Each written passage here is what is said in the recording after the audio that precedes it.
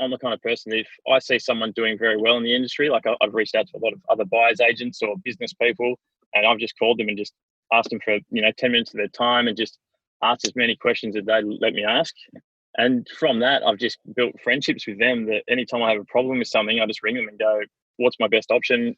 Are you a solopreneur looking to 2 times your revenue to fund your lifestyle and give back?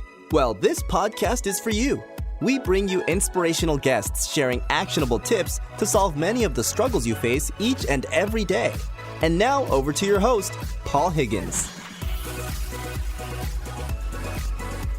Welcome to the Build, Live, Give podcast. If it's your first time listener, welcome. And if you're a regular, thanks for your support. Love to get your feedback. Just email me at paul@buildlivegive.com. Our guest today is someone who actually grew up surrounded by the circus. He was actually a clown. And you'll get by this interview that he's actually still a bit of a clown now.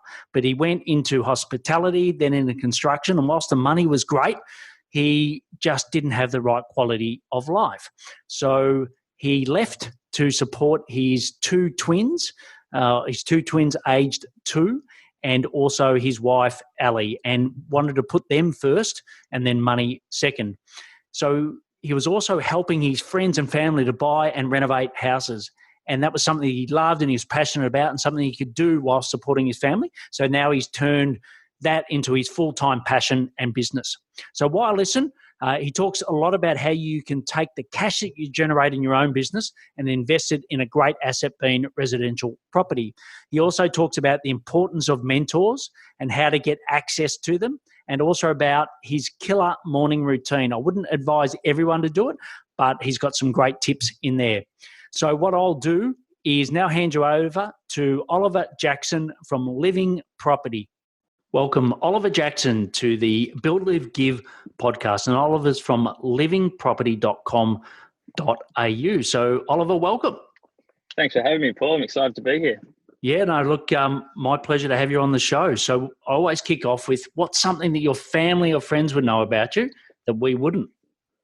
I actually grew up in a circus most of my childhood. I lived in Canberra. Is that a literal circus, or your household was just a circus? Bit of both. I had 2 brothers. No, but our extended family is actually from Ashton Circus. So my whole childhood, when I wasn't at school, I was traveling with the circus. It was a pretty amazing way to spend my childhood. Wow! And what was your particular, go-to activity in the circus? I was actually a bit of a clown, to tell you the truth.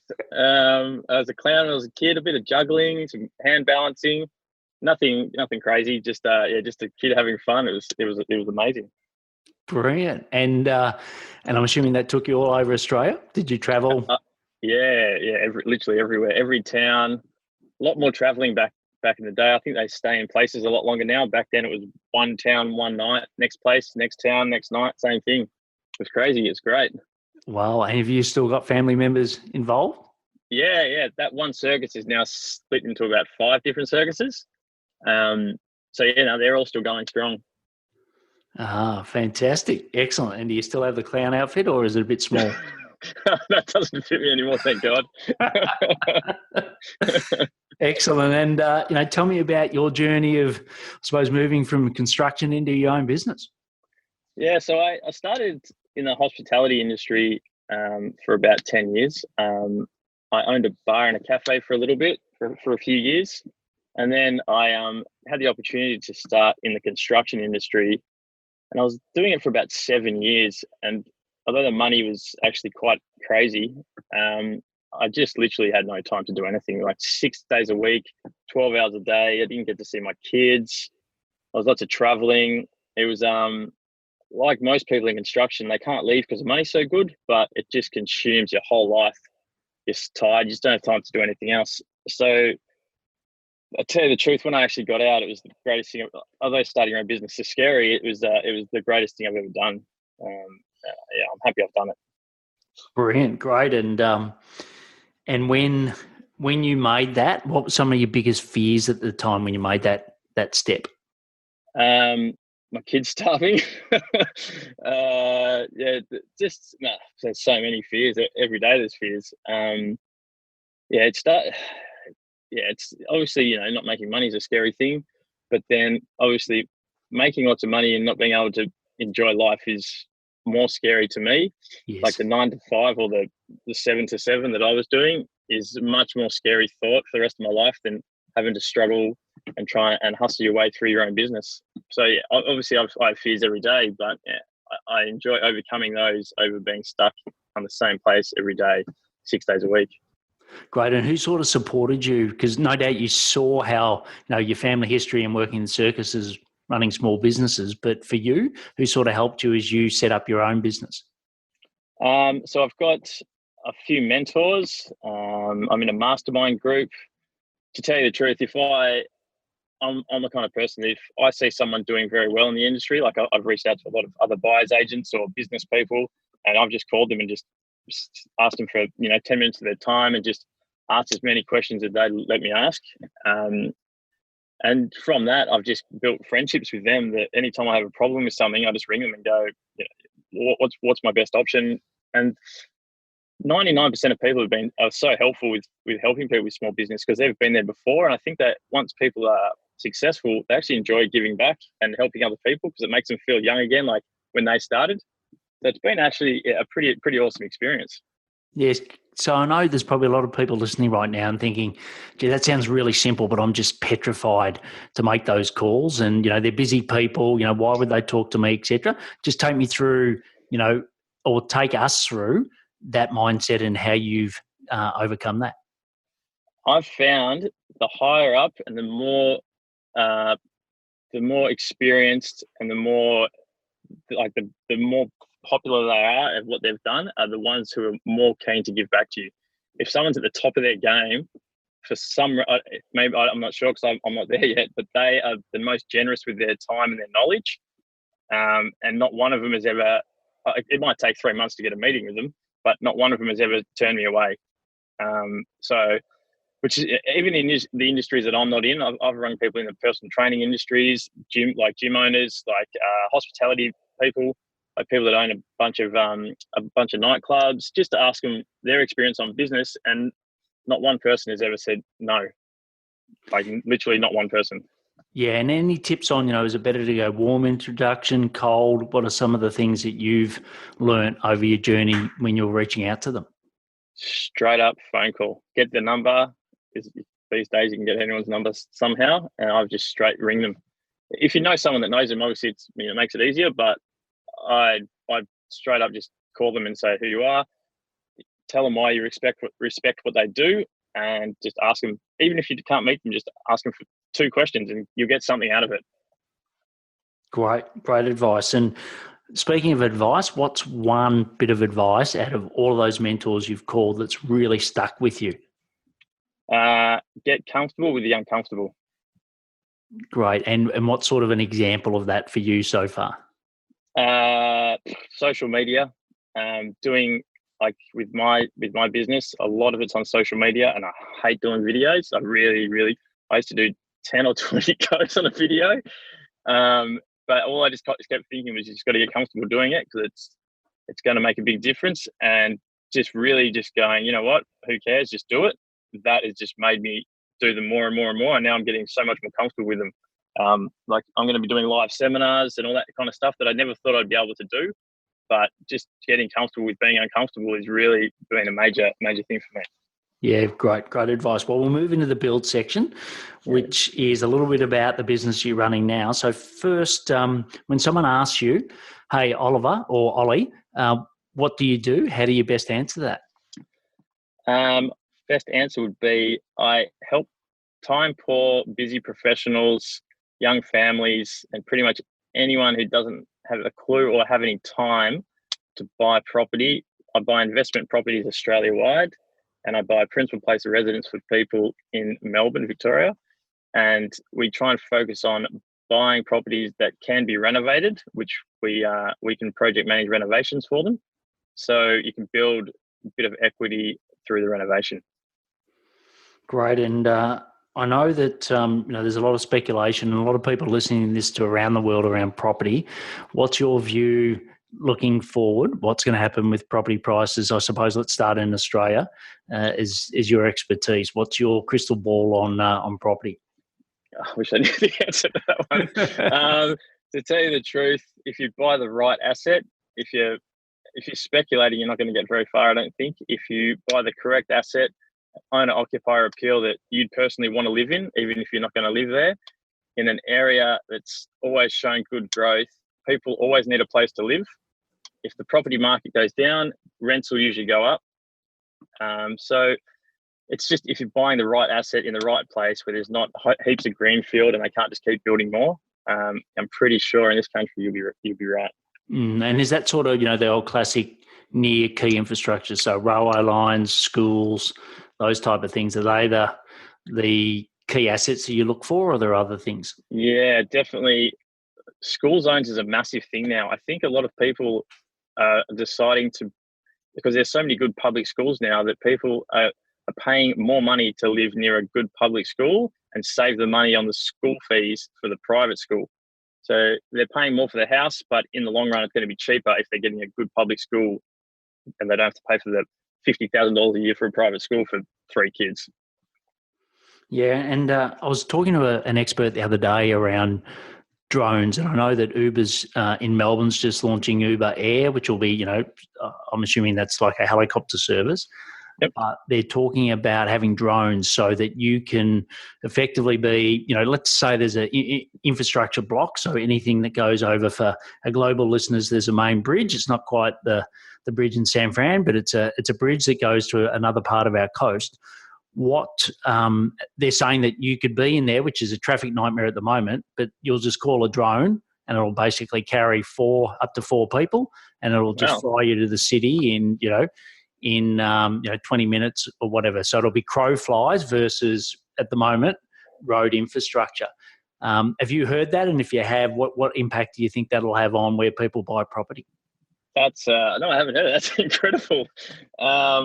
Yeah, well, people obviously are living further out now because prices are so expensive closer into the city. Like, personally, I live an hour out of the city. So, I love it where I live, but obviously driving, if I had to do the 9 to 5 and drive every day, it's a massive thing to think about. That's why one of the reasons I left construction was the 3 hours of travel I was doing every day. So if I could get a drone helicopter, that might make a massive difference. Watch this space. But I think that's definitely, and for me, I know I have to be near a hospital. So that just changed my world as to where I could live versus where I'm going to have to live at the moment. So, it'd be great. I could live exactly on the beach that I want to, but within a half an hour be at the hospital I need to be. So I was very excited when I heard that. And for you, I know a lot of people talk about investing in commercial versus residential. What's your view on those two as asset classes? So personally, I don't own any commercial property and I don't buy commercial property. It's I think it's for a more experienced investor. I will look at it down the track. I only buy residential property for myself and for my clients. But if you've got, say 6 residential properties and you want to make some good cash, commercial property is definitely the way to go. Just costs a lot of money to get in because you can't borrow as much. But yeah, it's definitely good for a cash play later down the track. Great. And, I know a lot of solopreneurs listening that are generating or probably aren't paying themselves. So my biggest thing is, you got to run your business so you pay yourself and then you put it into something that's going to protect you. Because running your own business is, very risky, because if something happens to you, there goes the cash. So don't wait to the end. Take it out as you go. As far as, of your base, I know you talked about time poor business people, etc. Do you also come across many self-owned or self-operated business people that have got that mindset that they want to protect their business in the future and invest in property? Yeah, I deal with more a lot of construction workers, obviously, because I've been there. I don't know what they're going through. They don't have time. A lot of doctors, lawyers, people literally have no time to do anything, let alone look for a house. A lot of business owners are struggling to get money at the moment, I think, for property. But man, it is the great place to park your money. It's, yeah, as far as I see it, property is a great place to park your money, even though you only get 4% or 5% on with your rent. It's still a great place to park the money. So I actually don't work with too many business owners. It's more PAYG, busy professionals. Great. Well, there could be an opportunity there in the That's future. it. 100%. Yeah, and as far as your business at the moment, so I always talk about growth rate factors. So, do you want to 2 times the business, 3 times the business in the next 12 months? What sort of growth rate are you expecting? Man, I'd like to 10x it, to be honest. That's the plan. The first, I'm a bit over 12 months in. I'd like to. I want to set my business up so I can actually spend 3 to 6 months of the year overseas. So the next 2 years is really scale it up to a point where I can walk away, or I can run it from overseas, which is 100% possible for me. So at the moment, it's just kind of working out which angle I want to take and in what time period. But for the next 2 years, it's just the hustle to build. Yeah, and that was going to be my next question. What's sort of the number one focus you've got at the moment to get to that growth? My number one focus would be just hustle in every angle possible, constantly just looking at what's working and what's not working, and then refining it. I work with some good people for my marketing. I like to bring as many people in as possible because I don't know everything, obviously. If you don't know what you don't know. So I'm 100% behind paying professionals who are better than me at doing stuff to help me grow my business.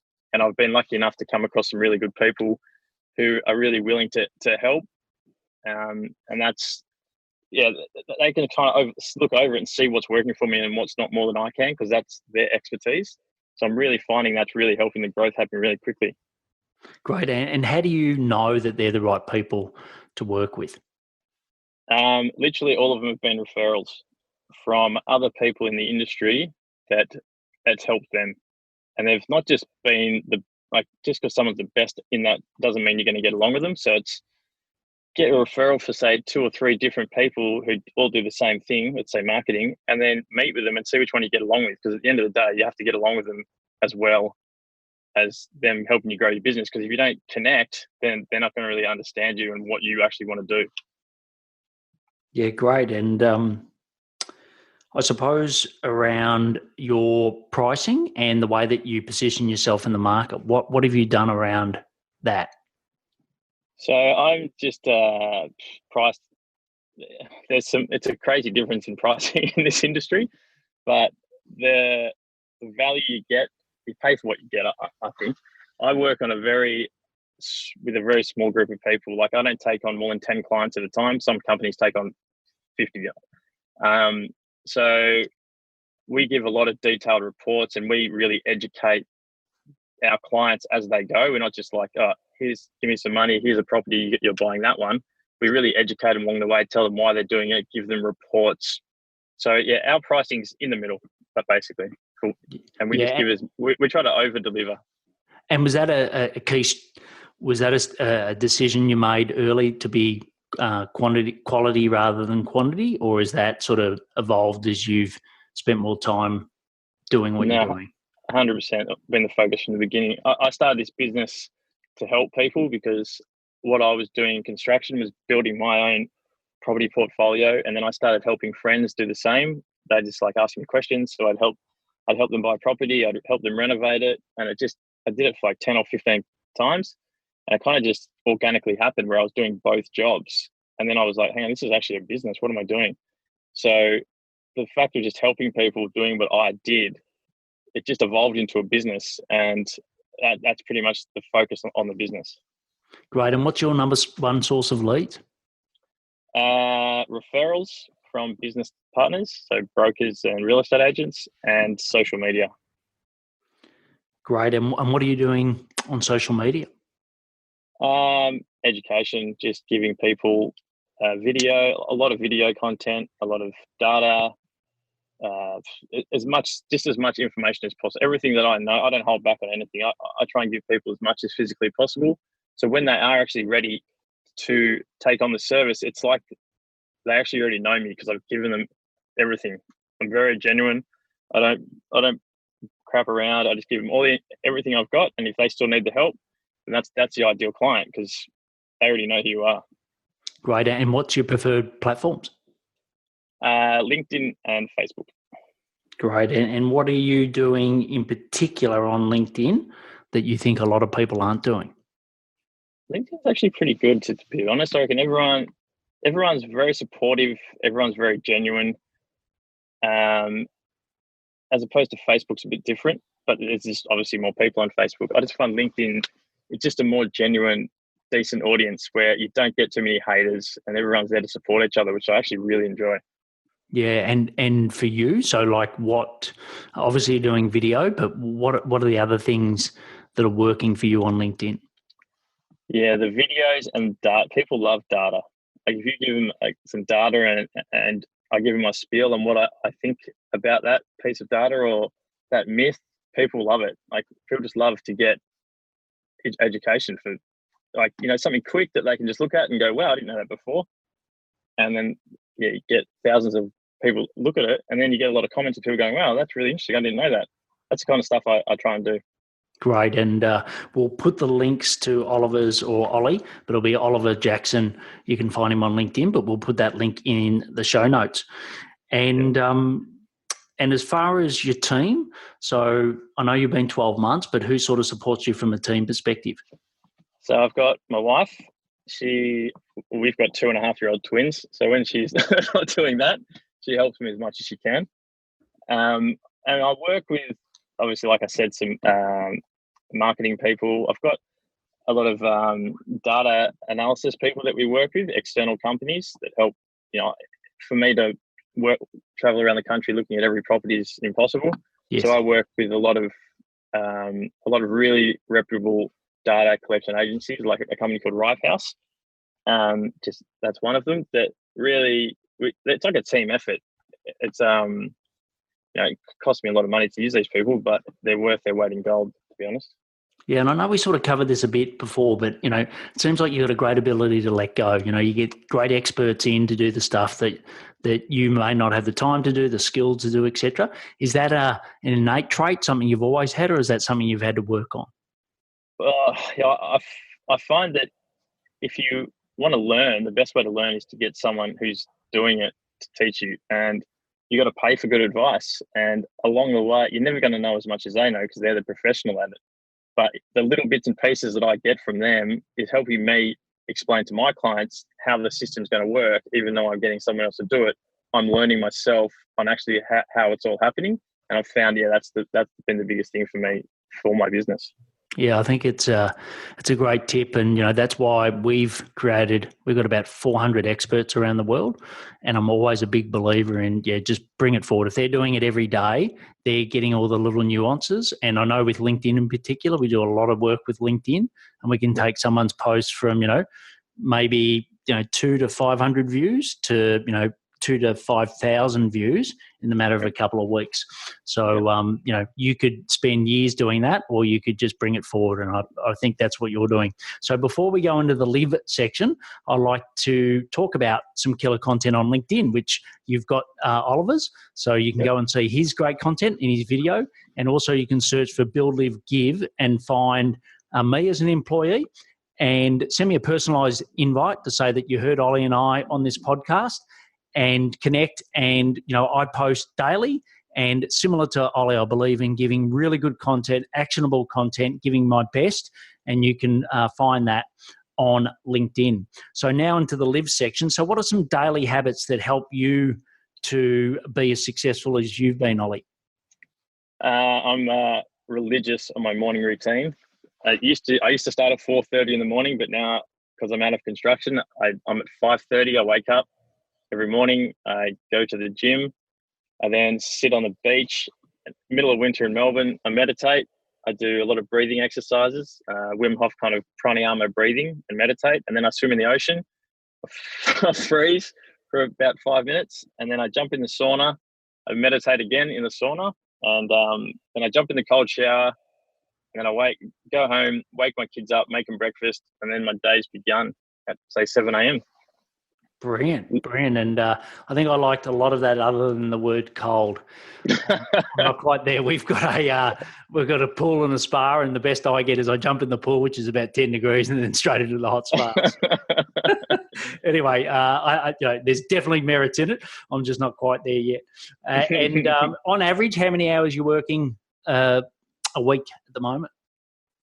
24/7. If I'm not working, I'm thinking about something to do with it. Like, the best part about working for yourself is I can block out an hour and go to the beach with my kids, which is the best part about it. But while I'm there, I'm constantly thinking about it, how I can evolve the business, what I'm going to do next. So I guess you don't really ever shut off. But when you love it, it's and you're not working for someone else, it honestly doesn't feel like a job. It's just my lifestyle now. Yeah, and what are some of the things you've been able to do with the kids?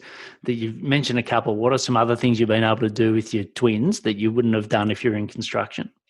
First of all, wake them up, give them breakfast, have lunch with them if I want. I don't get home and I'm so tired that I can't even sit down for dinner and play with them. Like, if my wife has to go somewhere, I can block out a couple of hours and just hang out with them. Just knowing they're at home is just, and I can just go there whenever I want. It just makes such a big difference.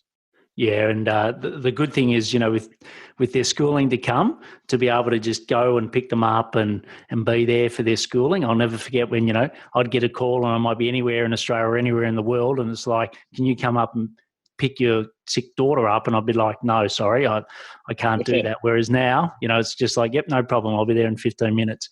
It's, money can't buy that.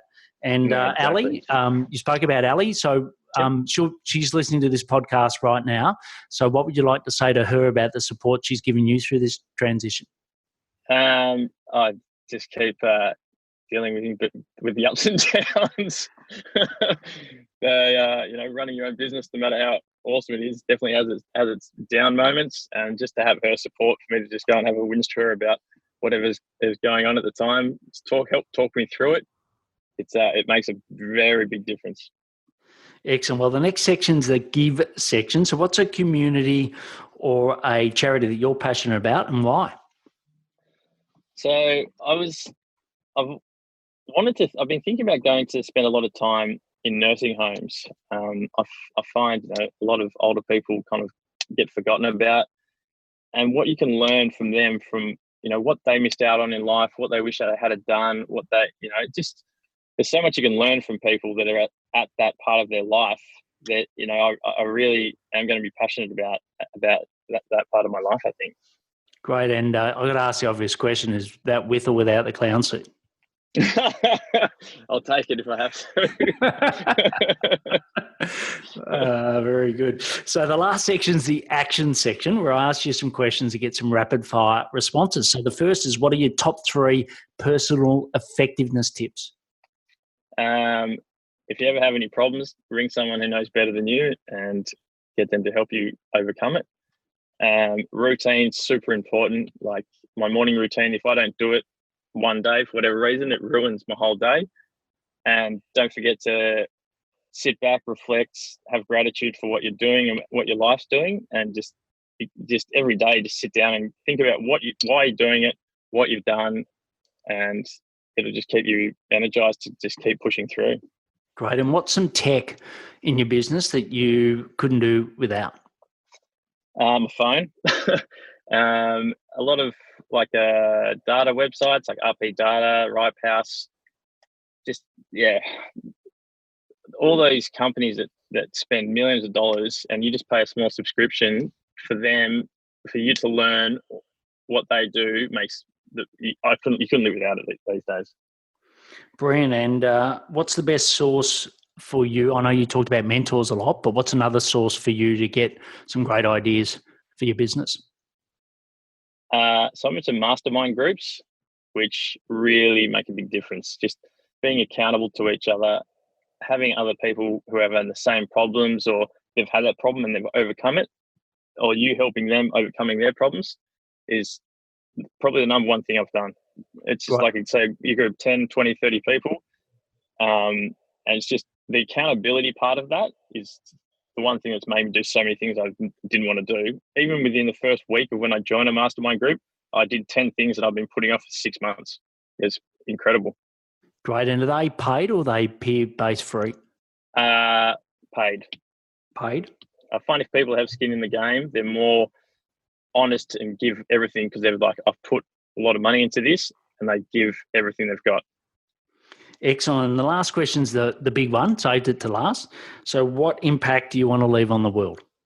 So I think that parents need to educate their kids from a young age about wealth creation and money, because people don't talk about it. So with me, educating parents, like young parents, like construction workers or busy people, on how to build their wealth through property, and then them passing it on to their kids will change the way the world works. Because at the moment, no one likes to talk about money, and I find that's a really big problem. So yeah, if I can help that in any way, that would be a massive thing for me. Great. And you can find out more about Ollie, as I mentioned before, at livingproperty.com.au, and also his LinkedIn and Facebook. So we'll have all of those links in the show notes. But Ollie, I just wanted to thank you for coming on.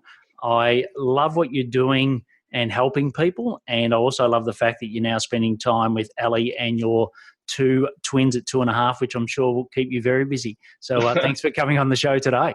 Thanks for having me, mate. It's been great. Cheers. Thanks, Ollie. Bye. Thanks, mate. Bye.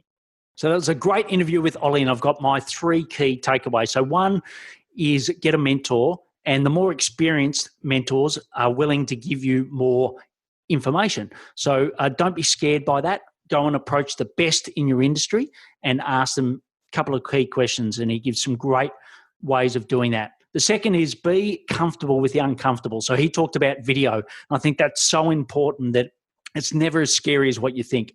So just do that. And the last one was sharing data and facts on LinkedIn. As he said, people love that, and you can see what Oliver's been doing. So Oliver Jackson and his profile, and his links are in the show notes. So you can get all the show notes at buildlivegive.com. If you'd love to be a guest on our show, just click the email logo on our homepage, and then you can email us and we'll get back to you. And the last thing is, please take action to build your business, to fund your lifestyle, and to give back. Thank you. Thank you for listening to the Build, Live, Give podcast. If you like what you heard, please subscribe and leave us a review. It would mean the world to us.